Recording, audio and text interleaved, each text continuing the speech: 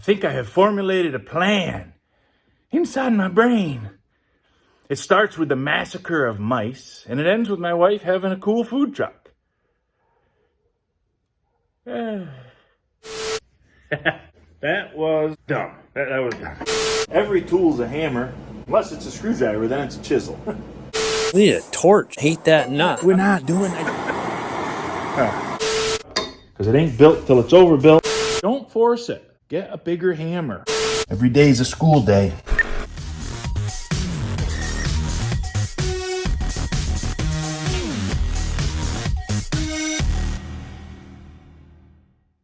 A plan has come together for this rack. I think it's a good one.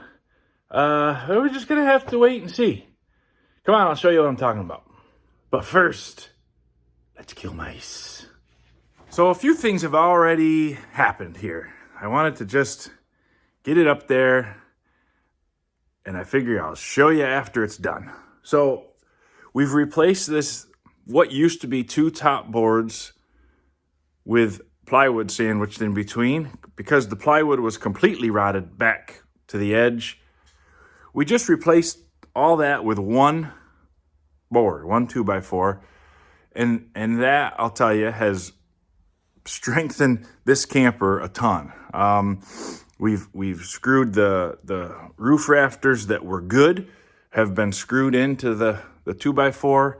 The ones that have the end rotted off, we're going to deal with that in a bit. I'll tell you about how that's going to work. Today, I'm going to hopefully get this window framed in, the serving window, and get the roof rafters all replaced. Let me go up on the ladder and I'll show you what we're going to do up there.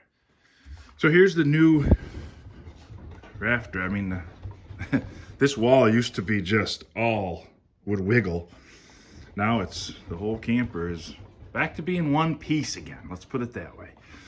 And remember in the last video I had told you about, they had run these furring strips to give the roof a little bit of pitch. And in the last video, my plan was still to reuse that metal roofing. But that's, I'll show you that in a second. It really is in terrible shape. There was some sort of vent here, probably for the propane burning refrigerator. It had been done away with badly, not sealed up well. But the roof has a hole for that and a ton of holes around it where they had nailed and screwed things down. Plus, that temporary roof that they had on, they had just run a lot of screws through the tin out in the middle, you know, and whatever. And it's just a ton of extra holes. What we're going to do is we're going to convert this over to the modern rubber roofing. We're going to extend the rubber roofing down over the front and rear curves a little bit, and get the, you know, they have the trim that you screw down at the edge of the rubber, just like a more modern camper. What that's going to allow us to do is put a layer of thin plywood on this whole roof, which is going to really tie this thing together, give it a lot of strength without adding very much weight. You know, I think I can just use 1/8 inch, maybe 1/4 inch Luan plywood is going to be more than enough. Then we'll glue the rubber roof to that. I think this is a good plan. I think it's going to work well. I don't, hey, Joe in the back there, the camper restoration guy, I hear you jumping up and down, screaming, yelling. They don't have rubber roofs. You got to put metal, whatever. I'm going to do it this way. If it ends up not working, I'll be the first to admit it was the wrong thing to do. Anyways, let me back up to these strips. They had run these strips so that the aluminum roof had a little bit of pitch. It went up in the center and down on the other side. And I think that's a great idea. So what we're going to do, we've decided, is every single one of these cross braces, even the ones that don't look bad, like these look kind of gross, but that's just black mold. Nothing bad, you know, it's no big deal. But the wood's not rotten, it's intact, it's just ugly. But even the good ones, we're going to make a new cross piece, and that cross piece is going to be, it's going to start out here flush with this, the same thickness as the old ones, and then it's going to taper up that amount in the middle, then be flat for a little, and then it's going to taper back down on the other side. So that when we put the plywood on it, this roof will have just a slight little peak, just like it did before, you know, but it'll be that plywood, and then it'll be rubber on top.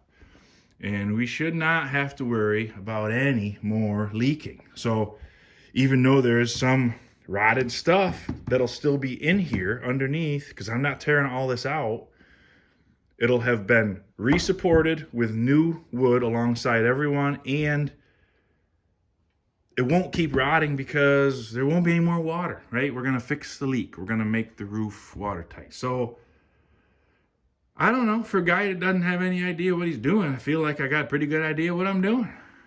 Let me show you that tin, tell you why I decided to not reuse that. So this is the tin peeled back. I peeled it back just to here so I could work. Plan was to flop it right back down, but it really, well, there's a hole right there. Actually 2, 3 holes in the middle. And everywhere you look down through here, you can see light out through it. And then there's that big thing hacked in it with a bunch of holes around it. I need to do away with that somehow. And the way they did away with it was to sheet metal screw a piece of tin on top with a little caulk, and then they built their roof contraption over the top of it. But I don't want to have this kind of cob job, especially for the roof. You know, if it was the door, I'd say, yeah, okay, it's fine. But it's the roof. It's kind of important for keeping out the rain. So we're gonna cut off. We're up and go back up to the top here. We're gonna cut this off. I don't know, probably at the first. This is pretty neat. This aluminum is pieces that are soldered together. I don't know how the heck they did that. It was before robots, but it's a beautiful, perfect solder. So I'm gonna go probably, I think that is a joint right there where that is kinked, which is probably really great for it. I think I'm gonna cut it off right about there, maybe a little more forward even. And then when I do the rubber, I'll lay the rubber over top of this old tin a ways, put plenty of adhesive under there, and I think, how can it leak? Hey, famous last words, whatever. But once you start to roll the curve, there's no more of these holes. They didn't nail or screw any more holes in the tin, so it's all good. Plus it's blue, which my wife likes. So it'll be still blue tin right up out of sight on both ends, front and rear. And then there'll be a cross piece where the rubber starts, and I think life will be good. It seems like a good plan to me. We're going with it, whether it's good or not. Last night I remade this piece because it was rotten on both ends pretty bad. Just screwed it into these existing pieces, and it's nice and solid. It really stiffened up the whole front of the camper because these were just floating on one end. You know, that end is good, so I'm leaving it. I'm not gonna fix anything that, if it ain't broke, we ain't gonna fix it. But I think it's going good. I have a good feeling that we're moving in the right direction. Today, I'm gonna get to work on framing out this opening. I probably will not do the time lapses. I'll probably just show you my progress as I go along so I can keep the video a little shorter. You know what? Let me know in the comments. Do you love time-lapse videos? Do you want me to just do them this format where I pick up the camera once in a while and show you where I'm at? Stay tuned. So this is one of the new spars to go across the roof. So you can tell that it's thicker in the middle, right? So what it does basically is it goes from this on the end, just like the old boards. It goes from this thickness. You know, that right there is the same thickness as these old boards were.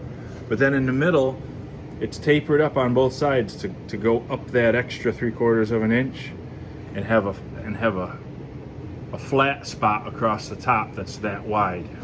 And that'll be where the roof vent goes through. So we're gonna make, this is just the first one we did. We're gonna make one of these for every single one. We're gonna run one right alongside of every one of these old roof rafters, or whatever you want to call them. But you can see how much the center of the roof has sagged, because that board right there should be flush. Yeah, Ken's pushing it up. Right about there, Ken. That's how high it ought to be. let it back down. You can see how low it is. So that's just, I mean, the center of the roof, it's stained and gross looking, but the boards aren't really rotten. It's not like they're rotten and sagged. It's just, I don't know if it was heavy snow or what it was, but something has put a belly in the roof, a sag. And that, you know, that being that low means that really the center was lower than the edges. So if the camper were parked level, you'd have a lake in the middle of your roof because the center was so low. So what this is gonna do is we'll put one right next to every one of these guys. We'll screw the old one to the new one, and then we'll fasten the ends to this new rim joist and to the old rim joist on the other side. And that's gonna give it a lot of strength. And then we're gonna put just 1/8 inch thick plywood over the top of all of them, and then we're gonna convert it to rubber roofing. Does that meet OSHA regulations? Doesn't have to. I'm self-employed. I think it's fine. Doesn't it look okay? No, it looks a little wobbly. It's wobbly. I just have to not wobble, and when you drop a screw, you want to pick that up? You don't lunge for it. I'll take that off the table. Huh. It's fine. Just ignore it. Hey, there she is. I apologize for the noise. I got the heat going, but yeah, you can see I've got the serving window framed in, which did away with all of the rest of the rotten wood up here. This is a cabinet that'll be going away on the inside, and then the window will be wide open. So that's all done. You can see I mortised these boards in, and then I use these pocket screws. These things are amazing. It's a fairly new thing for me. They really are awesome. They're strong, and when you put the screws in, you'd think it would pull it off like at an angle. It'd be hard to hold it, but it really isn't. It's easier than like a toenail, and it's really awesome. I'm a huge fan. So yeah, I filled in the sill plate where the door used to be, put one good jack in the center, which is also pocket screwed together. A couple up here, little ones that are pocket screwed in. The whole thing is pocket screwed into that new top plate and into the old bottom plate. So this thing now is like, it's sturdy. The camper's back to being one piece again. So I feel pretty good about it. Oh, and I went down through every single one of these, even the ones that are good. I added, it's actually just a scrap piece that I had left over from ripping some board. So I cut a whole bunch of them. I added these here, and they are pocket screwed up, and then they're screwed with big long screws right through the old one into the one on the other side. And I did them down here. The reason I did them was because of this one, which was rotten on top. But then I said, you know what, why not just do all of them? So these are doubles of that with 2 pocket screws up here. That's a single there alongside because it has the windows, and that's that's way stronger than probably than it was brand new. Maybe not, but when it was brand new, it was all just held together with nails, which are fine. But screws have come a long way, and they really do hold things together well. One thing this was an executive decision, and I don't know if it was a good one or not, but I had originally intended to glue and screw everything I did. But I got thinking about, so adhesives are really good now. A lot of them are excellent and reliable. Not like it used to be, you glued things together and they wouldn't stick and they'd fall apart. Now their construction adhesives are really good, but I thought, a trailer going down the road, it needs to flex. It's got to be able to move. And if everything's glued, the only movement is in the wood itself, right? The wood itself can twist, but the joints can't move at all because they're glued, which of course at some point they'll fail and the glue will crack. And now we're relying on just the fastener anyway. So I just right or wrong, which is the underlying theme of this project, right or wrong, this is how I'm doing it. I just use screws. These pocket screws are super strong, and that's all I use to hold everything together. I hope I don't regret it, but I really think what this will do is it's a strong joint, but it also can flex some, you know. The screws themselves, you know, the steel has a little elasticity to it. The where the screw goes through the hole in the wood, that can wiggle a little bit. So I think it'll all add up to a structure that is flexible but is still strong. That's the goal. So that's how we're doing it. This whole side is done. In fact, let me show you, the roof is also done. We have new, I'm puzzled over what to call them. I'm going to call them rafters. We have new rafters, sistered alongside every old rafter. They're attached on the ends, and they're attached to the old rafter all the way down through. And as I attached them, my wife went inside and she pushed the ceiling, which had sagged, up so that the old one came up to where it was supposed to be, and then I attached it. So these are all attached with their bottoms flush to each other. I feel really good about this. I would walk on that roof, whereas before I might have done it, but I would have ended up inside the camper. Structurally, this thing is done. I really want to get the plywood on here, but I got two things I need to do first. I need to get the wiring done for the new lights. I'm also going to pull, we need a lot of new outlets over on this side, the side that's tore apart. So I'm going to pull the wires for those outlets so I don't have to run them inside the camper exposed. This way they'll just be hidden. So I can't button this up as much as I really want to have this thing done. I got to leave it until I get all the stuff I need to get this thing wired. I guess we're going to wrap this video up, and we will show you some more progress in the next video. You can see I sheared off a whole bunch of little flashing plates, and I stapled them on all these joints. From the factory, they had these, you know, little aluminum ones. So I figured if that's what they wanted, I can do that. So I put a whole bunch of them on. You can tell by the glow inside that my wife and I just finished getting a coat of that primer, that stain, you know, covering primer stuff on, and we're going to paint it white when all's said and done. I really wanted, so did she, really wanted to keep that old paneling because it looks so neat, but it was all, you know, stained and different colors from I don't know, the sun maybe or whatever. Like if you look at a wall, it would be 2 or 3 different shades of that wood tone, and it just didn't look great. And for food stuff, you gotta be able to keep it nice and clean. So I think like semi-gloss white is probably gonna be the ticket. But you can see here, well, you can't hardly tell, but I put a strip of plywood, 1/2-inch sanded plywood along this whole wall here. This wall that got repaired along the ceiling. That's gonna tie that ceiling all together. You know, it's screwed into all those new ceiling joists that go across.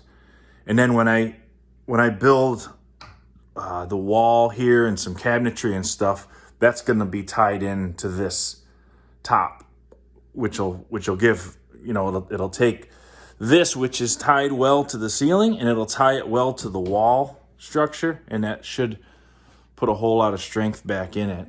Not to mention some cabinets and things like that we're going to build. I think cabinets in the front, pretty sure cabinets down this side here, and then I think a sink over there, but we're not 100% sure yet. We still gotta, that's where we're at right now. We've got to sort out the exact floor plan so I know where to put outlets.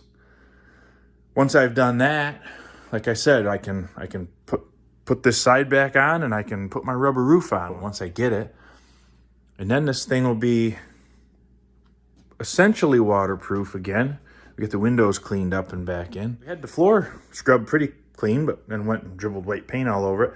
Doesn't matter, we're gonna put new floor tiles down, and We just need this, clean enough and smooth enough that they can stick to it. That'll be actually one of the, I don't know, we'll probably want to put a coat of paint on first, just for this reason, and then probably we'll put the flooring down. And then there's going to be touch-up work to do for sure, because we'll put the cabinets in, all that kind of stuff. So there'll be more painting, but once we get to that point, we can be more careful with drop cloths and stuff like that. There's the view from the front. You can see, well, if you come over here and you look, you can see I cut that back wall that used to stick out. It came out probably past the center of that roof vent before, but I've cut it back to there. And if you look down through, it actually lines up with the edge of this one window, just by chance. It's a perfectly straight line across both of those walls and the edge of the back window back there. But I guess this is where we'll leave you for now. We'll catch you next time as soon as we have progress to report. So that's a wrap for now on this one. If you've landed here because you searched something to do with old trailers or food trucks, this is like, I think, the 4th video in a series. If you want to go back, I'll put them on a playlist. You can watch from the beginning or whatever floats your boat. But whatever you do, make sure you have click subscribe, okay? Click the bell. Also tell your friends they should be subscribing. I want to thank you for spending your time with me. My channel is all over with topics. You never know what you're going to find. So feel free to peruse at your leisure. God bless you. God bless the United States of America.